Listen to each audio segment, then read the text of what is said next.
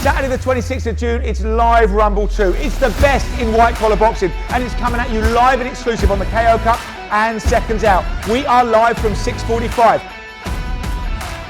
You can't miss this.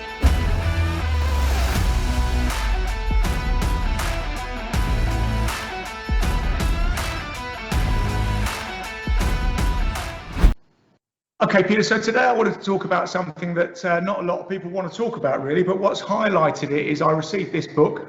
It's by Tris Dixon, it's called Damage, and it's subtitled The Untold Story of Brain Trauma in Boxing. So I think this is something that the sport really needs to confront. I think, and hopefully after this talk you'll understand why, everybody involved in boxing should read this book.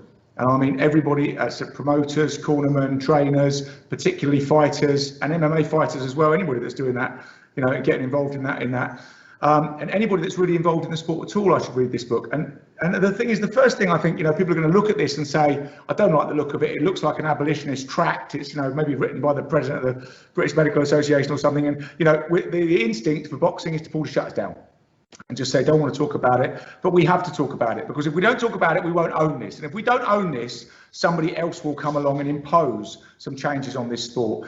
The first thing to notice about this book, if you're not familiar with who Tris Dixon is Tris Dixon is a boxing journalist and sports writer who's been writing brilliantly about boxing for the last 20 years. He was a former editor of Boxing News, you know, so has been involved in the sport as an amateur boxer. And funny enough, I did a course about 10 years ago, British Boxing Board of Control trainer second course with Tris. So I've met him a couple of times. So absolutely loves the sport, is passionate about the sport, believes in the sport, supports the sport, but just feels that this is something we're not talking about and something we need to talk about.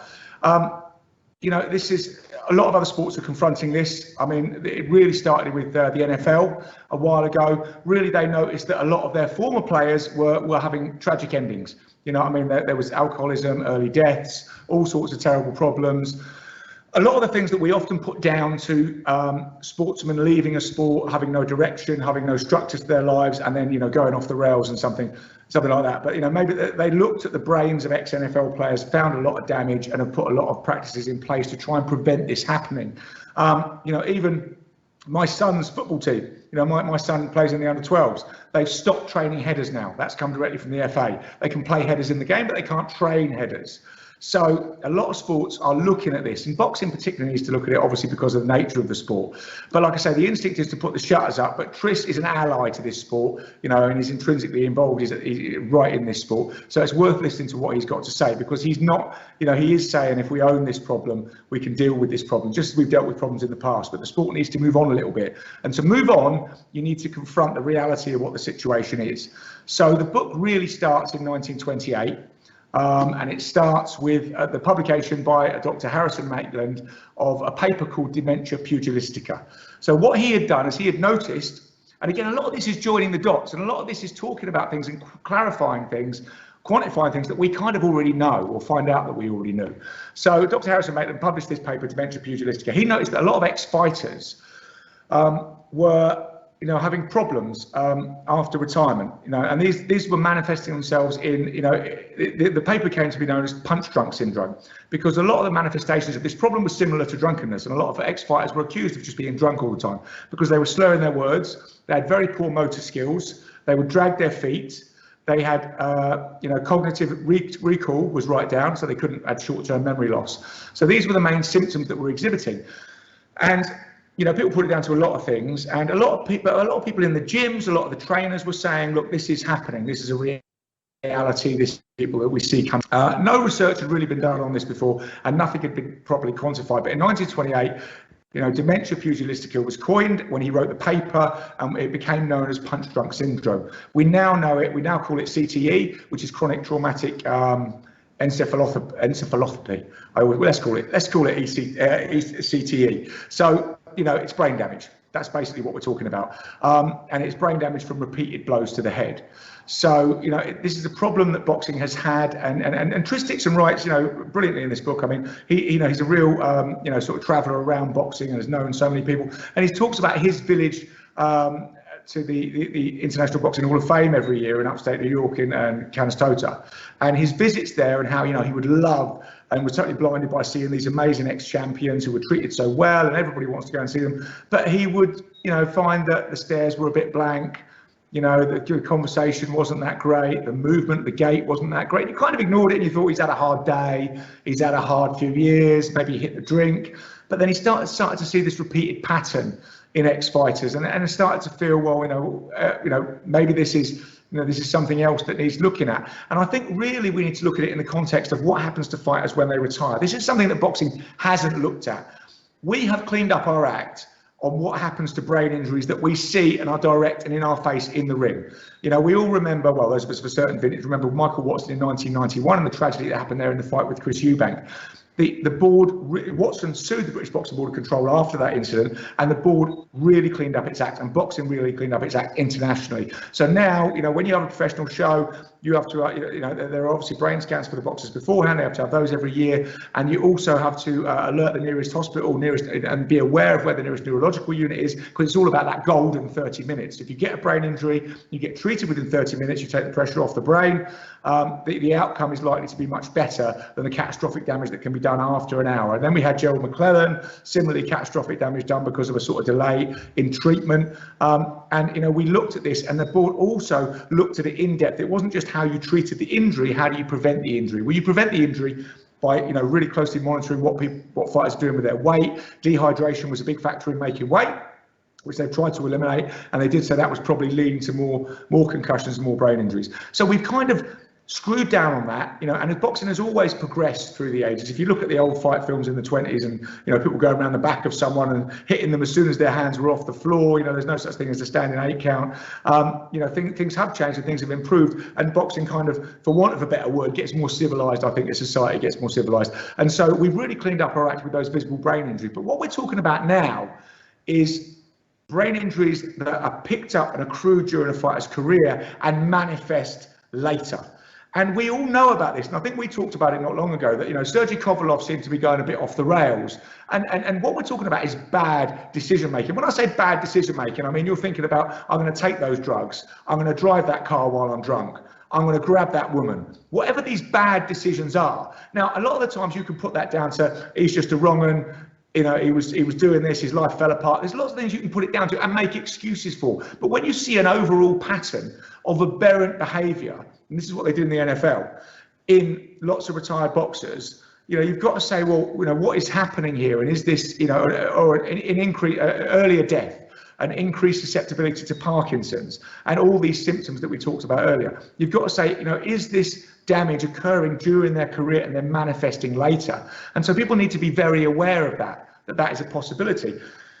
And again, the problem is we're talking about an inexact science. We're harvesting data now, on a much more, a much better basis, but we're still quite an inexact science. We don't really understand exactly, how this brain damage is occurring, but we can make a lot of informed speculations. And so, the question is, how are we going to clean this up, and how are we going to stop these things occurring or reduce them? Because nobody's talking about abolishing boxing, and this book is not about that. But it is saying boxing, you need to get your house in order. You need to move up with the times, just as football is, just as the NFL have done, just as rugby is. It's not going to kill the game. It's not going to change the game. We need to be a bit more careful. But some areas that are very good to look at are, and like I say, I would recommend everyone to read this book because it's a great journey through the world of boxing. But sparring, for a start, a lot of people are saying, there's a statistic in the book that 90% of this damage is occurring in sparring sessions. So, Mickey Ward, again, Mickey Ward talks a lot in the book, he's now quite damaged. I remember Mickey in those incredible fights, particularly with Arturo Gatti, a real warrior who did take a lot of punishment and left it all out there. But Mickey is saying it was the sparring. It was the sparring that did it. The day in, day out, hard sparring, headshots, getting what we would now think of as concussion in a sparring session. You've got a headache, everything's, things are a bit sore, you've been knocked down, you come back the next day and you spar. Because, again, we talked about this, the macho culture in boxing, saying, you don't admit that you're hurt, you don't admit that you're in pain, don't admit that you've got a headache, and you just go in and you spar again. And this is when the damage is being done. Obviously, I've just read the book, so I'm just pulling quotes out of the book, but, Tris likens it to an earthquake. That first shot that you really feel, that first shot that gives you the bang in the head, the flash that knocks you down, that whatever, that might give you slight concussion, it's like an earthquake. So it shakes the foundations of the brain, but the foundations are still holding.